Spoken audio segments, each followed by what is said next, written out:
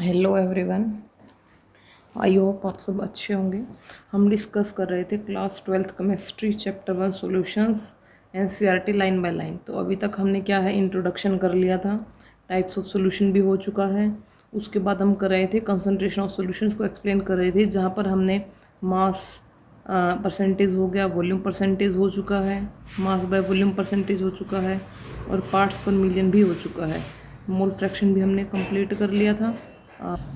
तो देखिए हम इसका एग्जांपल करते हैं। जिस एग्जांपल में दे रखा है calculate the mole fraction of ethylene glycol in A solution containing 20% of C2H6O2 by mass. तो अब इसमें क्या करेंगे हम, देखिए इसमें है हमें दे रखा है मोल फ्रैक्शन निकालना है इथाइलिन ग्लाइकोल का, जिसमें 20% C2H6O2 है बाय मास। तो अब हम इसको कैसे सोल्व करेंगे, देखो हमें दे रखा है 20% यानी मास बाय मास परसेंटेज दे रखी है और हमें निकालना है मोल फ्रैक्शन। मोल फ्रैक्शन निकालने के लिए हमें सबसे पहले क्या करना पड़ेगा, उसके नंबर ऑफ़ मोल्स निकालने पड़ेंगे। नंबर ऑफ़ मोल्स कैसे निकालते हैं, जो गिवन मास है डिवाइड बाय उसका मोलर मास। अब गिवन मास दे रखा है हमें 20% है। 20% का मीनिंग मैंने कल भी बताया था। 20% का मीनिंग होता है जो सोल्यूट है वो है 20 ग्राम, जो सोलवेंट है वो है 80 ग्राम, और इससे क्या होगा जो सोल्यूशन बन जाएगा वो बन जाएगा हमारा कम्प्लीटली 100 ग्राम। तो यहाँ पे जो सोल्यूट है वो 20 ग्राम है। इसका मोलर मास निकालेंगे जब हम, तो मोलर मास निकालने के बाद इसका आएगा 62 ग्राम पर मोल, और यहाँ से नंबर ऑफ़ मोल्स निकल जाएंगे। ठीक है, अब ये नंबर ऑफ़ मोल्स निकालने के बाद हम क्या करेंगे, इसका मोल फ्रैक्शन निकालेंगे। नंबर ऑफ़ मोल्स C2H6O2 के निकाल लिए, वाटर के निकाल लिए।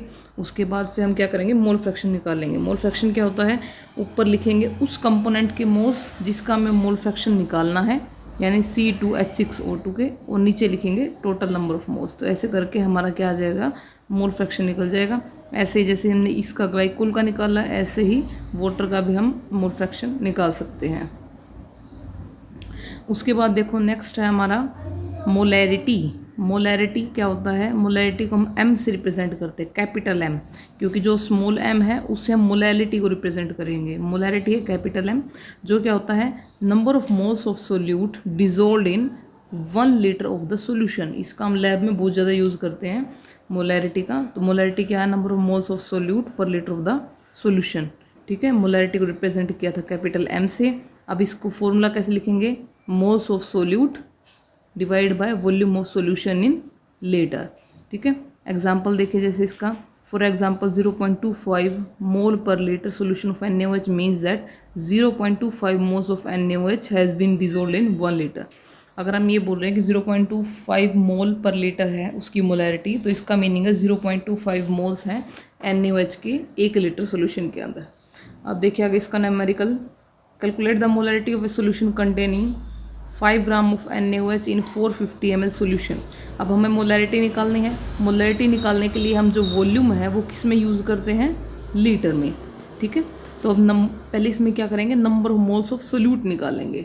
Number of moles of solute कैसे निकलेगा, given mass 5 gram divide by molar mass कितना है इसका NaOH का 40, तो 5 डिवाइड बाई 40 करेंगे तो वो आएगा 0.125 मोल।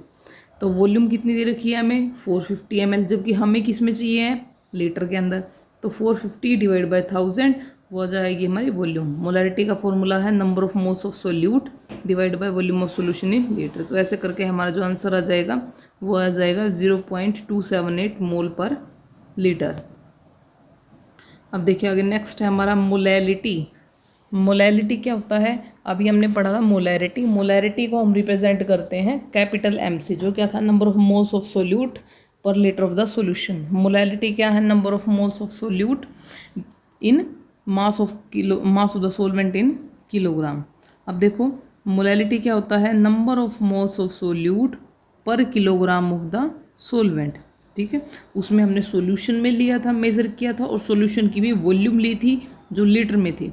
इसमें हम क्या करते हैं, मास ऑफ सोलवेंट लेते हैं इन किलोग्राम। अब देखो एग्जांपल इसका, 1 मोल पर kilogram solution of KCl means 1 mole of KCl is dissolve in 1 kilogram of water. यानी इसमें हमने सोल्यूशन नहीं लिया है। मेनली यही मिस्टेक करते हैं बच्चे कि हम मोलैरिटी में सोल्यूशन ले रहे हैं, ठीक है, लेकिन मोलैलिटी में सोल्यूशन नहीं लेना है। मोलैलिटी में लेना है mass of solvent in kilogram. ठीक है, each method of expressing concentration of the solution has its own merits and demerits. अब जितने भी हम कंसंट्रेशन टर्म्स यूज़ कर रहे हैं उनके कुछ मेरिट्स है, यानी उनके कुछ पॉजिटिव पॉइंट है तो कुछ नेगेटिव पॉइंट भी है। जैसे mass percent, ppm, mole fraction, molality are independent of temperature. ये क्या है, इंडिपेंडेंट ऑफ टेम्परेचर होते हैं। यानी क्यों होता है इंडिपेंडेंट ऑफ टेम्परेचर? क्योंकि इसमें हमने मास को यूज़ किया है, मास टेम्परेचर के साथ चेंज नहीं होता। जबकि जब हम मोलैरिटी की बात करते हैं तो मोलैरिटी क्या आता है, फंक्शन ऑफ टेम्परेचर है, क्योंकि मोलैरिटी की वैल्यू चेंज हो जाती है अगर टेम्परेचर चेंज होता है। तो अगर टेम्परेचर चेंज होगा तो उसकी मोलैरिटी भी अपने आप उसके अकॉर्डिंग चेंज हो जाएगी, क्योंकि मोलैरिटी में हम यूज़ कर रहे हैं वॉल्यूम का और बाकी इन सभी टर्म्स में हम यूज़ कर रहे हैं मास का। मास चेंज नहीं होता, जबकि वॉल्यूम उस टाइम के साथ जैसे उसकी टेम्परेचर चेंज होगा उसके साथ साथ वॉल्यूम चेंज हो जाएगी। उसके बाद है calculate molality of 2.5 gram of ethanoic acid in 75 gram of benzene.